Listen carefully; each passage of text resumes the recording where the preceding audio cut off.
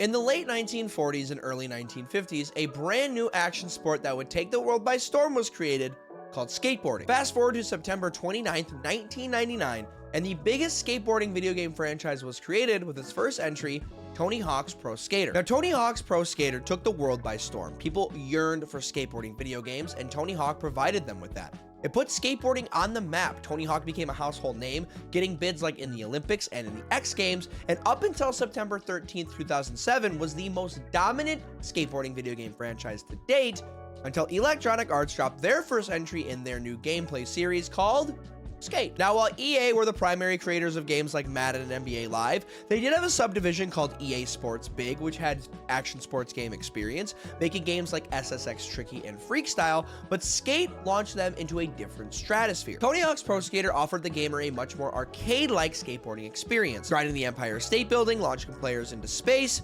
Hell, in American Wasteland, you grinded a T-Rex head that landed onto Hollywood Boulevard, subsequently crushing a construction worker.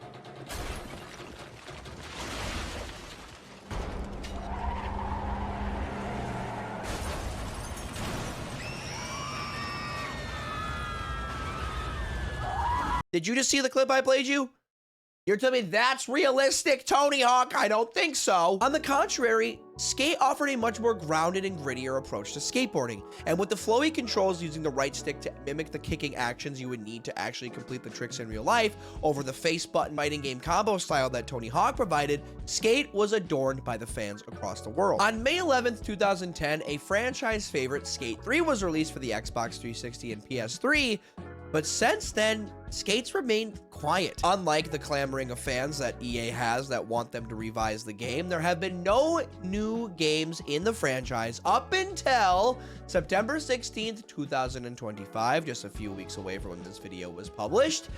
A brand new game will be dropped called Skate 4 or Skate period. I don't know. I'm going with Skate 4. For the sake of the video, it's called Skate 4. Welcome back to the channel, guys. My name is D3Structive Dude, and today we're going to be doing a deep dive onto Skate 4, and I'll be giving you my early access review. Now, quick disclaimer at the top of this video is not sponsored at all by EA. I know you guys are going to be thinking I'm sponsored. I promise you I am not. I was fortunate enough to play the early alpha playtest for Skate 4, and subsequently, because I was able to do so, I have full access of the game that you guys are going to get access to on September 16th. So all the video recording, all the gameplay in this game, in this video rather, are of my own, okay? This is not sponsored. I'm giving my full honest opinion about the game, how I think about it, what I like, what I don't like, to give you guys an informed opinion about, is this game worth your time when it drops on September 16th for the low price of free $99. I'm going to be breaking this up into 3 big review points. We have graphics, we have gameplay, we also have to talk about microtransactions. When it comes to the graphics in Skate 4, let's get this right out of the open, right out of the gate here. The game does look way more Fortnite-y than its previous predecessor. Older games of the Skate franchise, 1, 2, and 3, had a much more grittier feel. It felt more realistic to that of games like Tony Hawk. But as you can see on screen here, Skate 4 feels way more arcade-like, kind of mimicking Tony Hawk, going into a more of a cel-shaded, polygon, weird cartoon vibe that a lot of people don't like, but I personally really enjoy. The graphics on the boards look great, the decals look good, all the clothes and cosmetics look fantastic, and I overall do not have a single issue with how the game looks, period. The environments feel incredibly alive. I love the vibrant color schemes, and most importantly, the architecture looks really well done. From things like the buildings and the roads and the vehicles to the pieces you put on the ground like handrails and kickers. Everything looks and feels alive, and the color style really makes this game pop. Unlike previous games in the franchise that felt more gritty and kind of had that brown sepia tone to them, this one feels much more alive and bright and vibrant, and that's something that I actually really enjoy. I'm not going to dock points on the game because of that. The graphic style is something that I really mess with. Sure, when I first booted up my first alpha playtest, it was a little bit jarring, especially considering what we're seeing with Skate 3, but I will say this, the more I've played, the more I enjoy the graphics a lot. I'm giving this a 2 thumbs up here. Let's talk about the most important thing when it comes to a skating video game. Does the skateboarding actually feel good?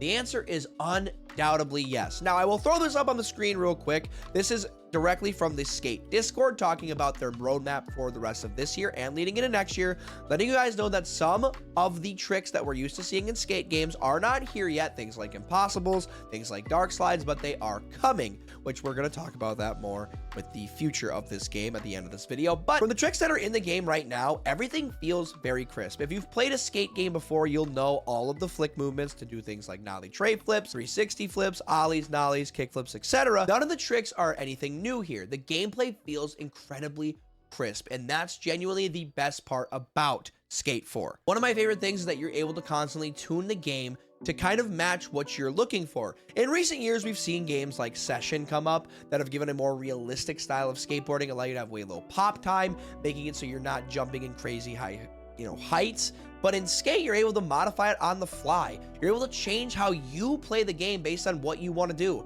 Going for more realistic lines, more realistic pop time, lower it down. Want to have a more arcadey feel where you can do a standing Christ air backflip?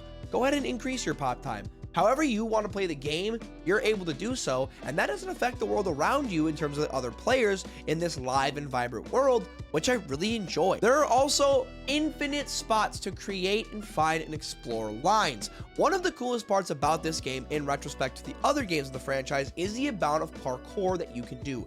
Every building in this game has a way to scale it. There seems to be an infinite amount of crazy lines that you can jump from building to building using your Hall of Meat skills, using your spread eagle dives, and that is absolutely fantastic. The line at the beginning of the video that I played for you was something that I found just rolling around the world. I wasn't doing any kind of challenges or story missions to find it. I just happened to see this crazy line on the map and had to make a portion of it of this video. Just the idea that you can do that throughout the entire world that's ever changing is super cool, and I think brings a brand new unique thing to the game of Skate that we haven't seen in a really long time. In addition to that, there are constant challenges that pop up every single day to allow you to gain more rip chips, to open more loot boxes, which we'll talk about in the next portion of this video. There is not necessarily a coherent story mode to the game like there have been in past ones, which I know some people have been really frustrated about. All things considered, has Skate ever really had a crazy story mode? I don't remember Skate 1 and 2 very fondly, but Skate 3's entire thing was you were the top skateboarder in the world,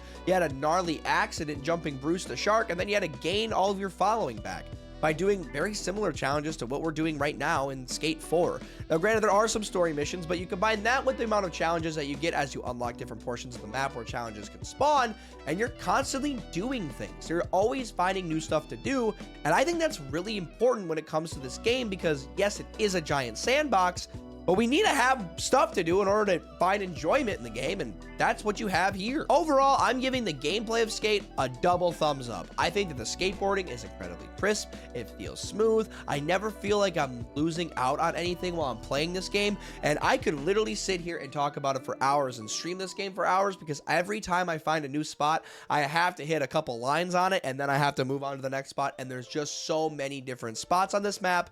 This gets a giant double thumbs up. Now, we are going to talk next about microtransactions, and I know that this seems to be a big turning point for a lot of people, and to those people, I gotta say, you haven't played the game. Yes, there are going to be season passes, there are loot boxes, but none of these make the game feel bad. Let me explain. While you complete challenges in different story missions and level up in general, you gain rip chips, which are the game's in-game currency. This in-game currency allows you to open loot boxes depending on the level that you're at in a given part of the area. For example, once you hit a certain level in Hedgemont, you can open a different amount of boxes. These boxes have various pieces of clothing, decals, decks, grip tape, stickers, you name it inside of them, and after you open all the loot boxes in that certain pool, you then get all the items. It's not like you're going to potentially miss out on items just because you don't pull them the first try. This allows the player to open boxes, and maybe if they get lucky and pull the thing they want right away, they don't spend all of their rip chips in one place. However, I will tell you this, I've never had a problem having currency to buy things in the game, and quite frankly, this seems absolutely no different than what we did in Skate 3, which was do challenges, either own or kill the spot if you were a gaming god, get a certain amount of skateboard decks, and then buy different clothes. This is just a different way to do those things with a different kind of font and paint. I don't necessarily see the problem. Now, are there things in Skate 4 that you can buy with real money? Absolutely. I'm not going to lie about that, but I will tell you this.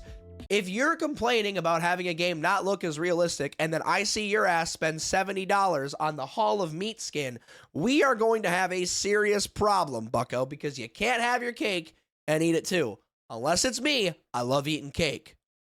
At the end of the day, yes, there are microtransactions, and I know that people are going to get discouraged, but let's remind ourselves a couple things. One, Skate 4 is a free-to-play game, which means they are going to follow the freemium model. They're going to have battle passes, they are going to have seasonal events that are going to make you want to spend money on the game, but you do not need to in order to get some of the cool items.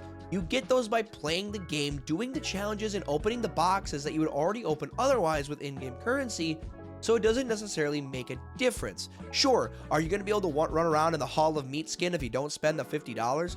No, you're not going to be able to. But do you necessarily need that to look as cool as ever? I don't think so.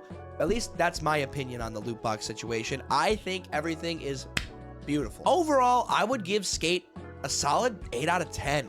I think that this game has the makings of being one of the best skateboarding games genuinely in the franchise. The amount of stuff that you can do already in the game just by yourself is incredible. Pair that with the open world ability, this game has caught people playing all the time. It's completely cross-platform on Xbox, PlayStation, and PC. It's completely cross-progression, so if you have it on your Xbox and your PlayStation and your PC, all of your progress is saved. You can do all of the challenges either solo or co-op. You can spawn up games of Knockout or Skate with your friends, and they're constantly adding to it overall, which means that I have infinite amount of skateboarding that I get to play, and I think that is beautiful. Now, sure, there are some things that I'm really wanting to see. I want to see some Hall of Meat stuff added. We already have those challenges in the game, but the ability to actually see Hall of Meat and see my bones getting broken as I spread eagle off the tallest building in the game, I want to see that, so that does lose some points for me.